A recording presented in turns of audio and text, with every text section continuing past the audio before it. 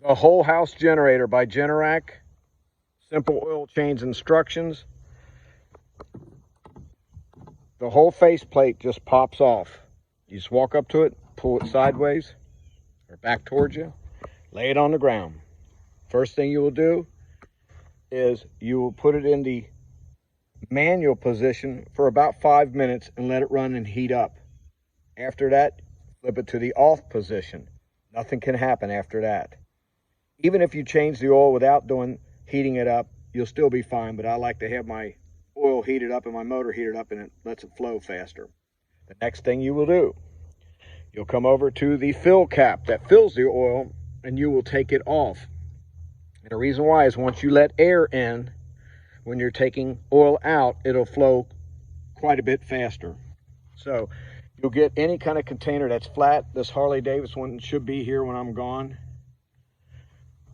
At the base of this is the drain. You put a weight on it like a crescent wrench or something. You'll unspin this. The end cap does it by hand. It'll drain out. Wait till it's completely empty. Put the cap back on it. Very simple to do. The next thing you will do is it has an oil filter. Very simple, and it's hand tightened again. I'll leave this plastic plate here, and that's because if you set this plastic plate up underneath this oil filter, it won't spill oil all over when you unspin it off, because it'll go down into the base plate, and it's a pain to clean up. And over the years it gets filled, and I've been to people's generators that look like crap because I used to maintenance them. Any kind of thing like that, or a piece of cardboard, you do not want your oil flowing straight down into that, because this will hold about 2 or 3 ounces, and oil's just nasty. So this will hand spin off with your hand. You hand tighten it on, not overbearing, but hand tighten it pretty snug. Then you're ready to proceed. You'll pour in oil, 30 weight oil. Just get a higher end 30 weight. I use Rotella. You pour in 30 weight oil. You can use a funnel. Pour your oil in. Pour in about a quart that you think's a quart. I got a measuring beaker in there. You'll then stick your dipstick down in there.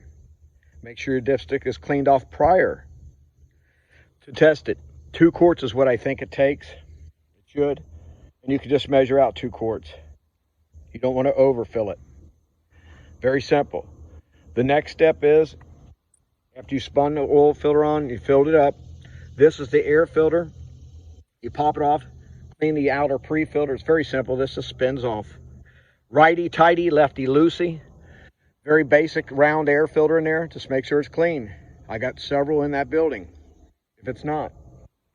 And if it's not available, then you go get new ones. There is a spark plug. I'll leave the tool in here.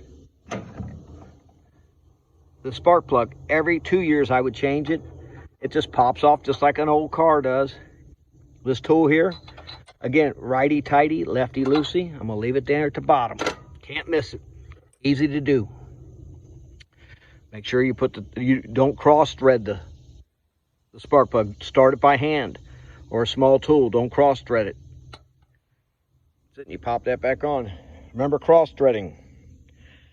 You're pretty well done there. That's your basic oil change. Once a year. I do it every year in September. It's around September 8th, I think, today. I get a surgery tomorrow.